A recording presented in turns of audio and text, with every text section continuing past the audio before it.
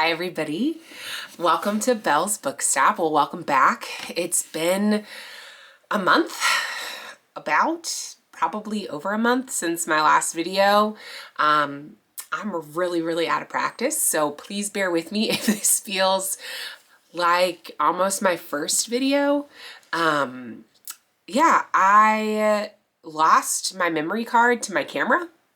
And because I lost my memory card to my camera, I have not recorded anything in a really long time. And so I've been reading still, not as quickly as normal, but I've been reading, I just haven't been reviewing. And so now it's time to catch up. So if you see some videos maybe where I'm wearing the same outfit, I don't know, maybe I'll do a fake me out, do multiple in one day, but you know, change my clothes to make it seem like it's different days that I'm reviewing books. Maybe that's what I need to do. But anyway, to hop right into it, again, welcome back to Bell's Book Stop, where I don't have a cutesy line yet. I'm gonna work on it. I do these videos in one take and just hope you want to hang around to watch them. Maybe it's like your one-stop shop for books. I don't know. Well, either way, I give spoiler-free reviews of the books I'm reading. And yeah, I just want to encourage my love for reading. I want to encourage other people's love for reading. I want to tell you about awesome books or maybe not so awesome books that I've read, what I thought about them, and hopefully start a dialogue.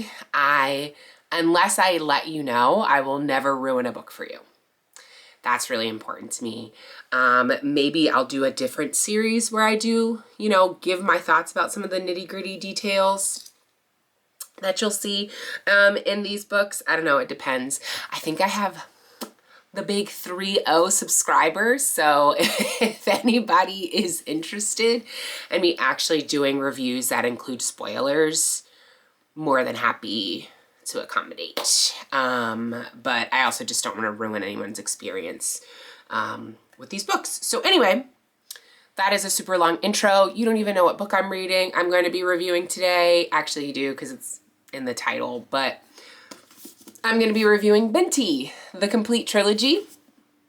Ooh, excuse me. Binti, the Complete Trilogy by Nnedi Okorafor. So, I finished this book, I'm going to say back in November of 2024. So I did have to do a little bit of refreshing. I'm definitely one of those, you know, girls that like, I'll read a book, be super immersed in it. And then you ask me 2 days later, what's the plot? And I may or may not remember what it is, but I really enjoyed, I'll just start off by saying I really enjoyed this book. Like super enjoyed this book. And so I actually, a lot of it has stuck in my brain just because I was completely fascinated, completely enthralled by it. And so let's just like kind of hop right into it, because I did promise myself that I'm going to start making videos that are significantly shorter and not just me rambling. But I mean, if y'all like me rambling, you let me know. How about that? And we'll go from there. But anyway, so Binti is actually, it's the Complete Trilogy. So this is actually a series of novellas. While it says Binti, the Complete Trilogy, there are actually 4 novellas that encompass this book. And so just for those of you who may not know the difference between a novel and a novella is just a shortened version of a novel. And so the very first installment, Binti, was published, I believe, in 2015 by Okorafor. And it was originally like a standalone, shortened, like short story about this young girl named Binti, which I'll get into like the more details of her life. Anyway, Binti was like knockout, amazing science fiction horror novella. I keep wanting to say book, but I guess it's still a book. It's just a short book. And I love science fiction. I think I talked about that a little bit in my intro video.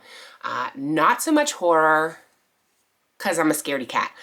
But even all the same, it just works. It's really, it's super good. But anyway, the book comes out in 2015. And Okorafor wins the Hugo and the Nebula Awards of 2016. So this is like sci-fi royalty. If you're ever looking for really good books to read, like I've said before, I love reading award-winning books, and I'm trying to stretch myself by reading Pulitzers, but a place where I definitely don't have to stretch myself is looking at that list for the Nebula Award winners or Hugo Award winners, because that's just like the cream of the crop for science fiction, particularly science fiction that I think primarily was written in English, which that's what I speak. That tends to be what I read. But I'm not quite sure. I'll have to look into see if, you can win a Nebula or a Hugo Award if it's like the first version is not in English. No clue. But I know most of the books that I've read, the first publication was in English. Anyway, Binti drops, smash hit.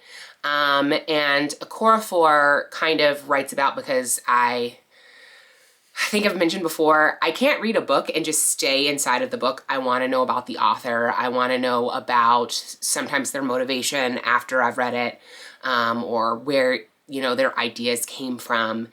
And Okorafor kind of said that Binti kept returning to her. And she is a beautiful writer who writes African futurist literature. And just like as a quick aside, something that I also learned from this book is that Afro-futurism and Afro-futurism and African futurism are not the same. So one of the things that I learned is that Afrofuturism deals with the diaspora of African peoples, and in a lot of ways doesn't have to be, but can be set in or sometimes centered around the experiences of diasporic people who interact with the West, or like notions of the Western Hemisphere. Doesn't have to be. I personally have never read any Afrofuturism, any Afrofuturistic books that are set in, like the Far East, for instance. That doesn't mean it's not out there, but often it is kind of a story retelling of how, the descendants of African peoples across the globe thrive, survive, resist, other worlds for this particularly like group of people who have faced oppression across the globe. African futurism is set on the continent, most likely set on the continent of Africa. It is not concerned with the West at all. Not even a little bit. It's definitely not going to be centered.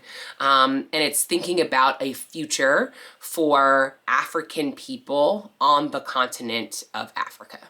And so I may have butchered that, but that's kind of how I understand it. It is a term that has been coined by Nnedi Okorafor. Often people try to label her as an Afrofuturist author. She has rejected that herself. And so Binti, the trilogy, is set on the continent, partially, of Africa, because it is sci-fi through and through.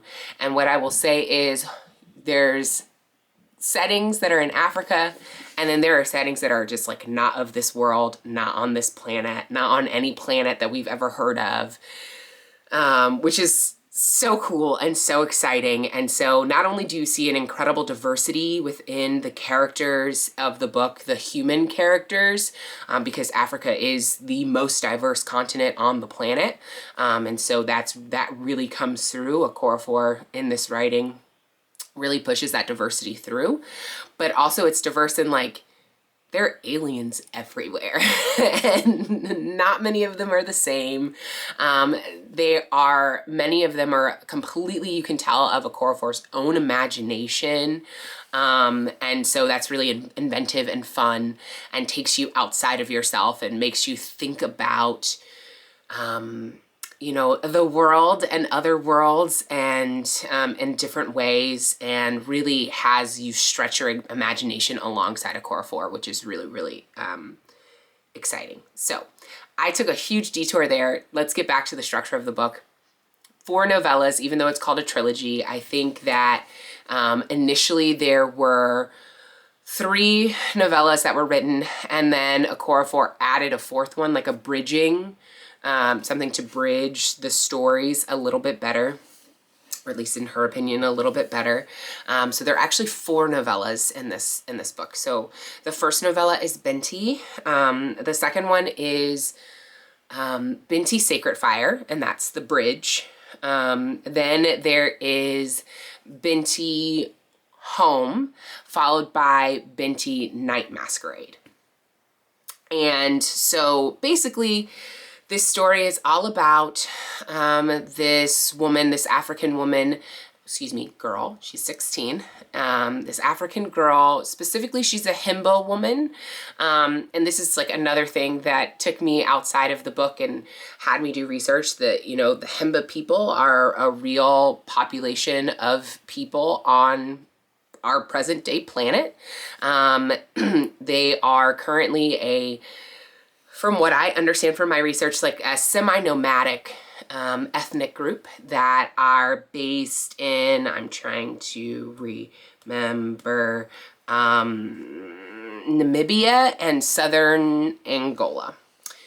Look that up behind me, but I'm pretty sure it's Namibia and southern Angola. And so you can tell that there is a lot of influence from the actual Himba people on the character of Binti. And it's really influential to who she is, how the story shapes, and how just the adventure of it all. I will say that, it's really important to kind of read about the Himba people unrelated to how they're portrayed in the book, because there are some serious differences. Himba people, present day Himba people, like I said, are semi-nomadic. In the book Binti, in the novellas, they are very, very non-nomadic. They are stationary. They have, roots in the ground. It's a huge part of the storyline that Himba people do not leave their area. And this is incredibly crucial. Just to give you a quick summary without giving things away. The main character, Binti, is super smart. You find this out in like the first 5 pages, and gets accepted to this exceptional university that is on a separate planet. And no one from her community has ever been invited, let alone, accepted to participate in learning on that planet. I think the pronunciation that I have is probably way off, but in my head it's Umza University. Anyway, we first see Binti, she's stealing away because she wants to go to the school, even though it's kind of, I wouldn't say forbidden, but strongly, deeply frowned against. And so she gets on the spaceship and she flies without the blessing of her family to get to this university, because she wants to learn beyond herself. Anyway, the ship gets attacked. That's all I'm going to tell you. The horror comes in quickly. It gets real dramatic really fast. And this series of novellas is just her discovering herself, who she is, what she cares about, She is made and remade over and over again. Her understanding of herself continuously changes. It's a very coming of age sort of story, very much so embedded in this. I love this book.